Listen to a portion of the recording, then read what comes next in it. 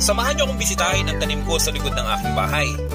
Ito na nga may mga umusbong na at kailangan na sigurong lagyan ng balag, especially yung mga gumagapang. Tara!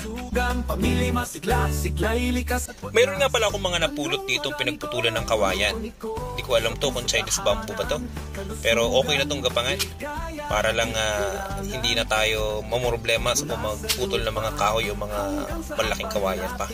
At least libre na to. Yan, una nga pala ay tinusok ko lang sa lupa yan dahil nga pinaglagyan ko ng mga tanim ko dito ay nakabox na yung mga ginamit sa construction.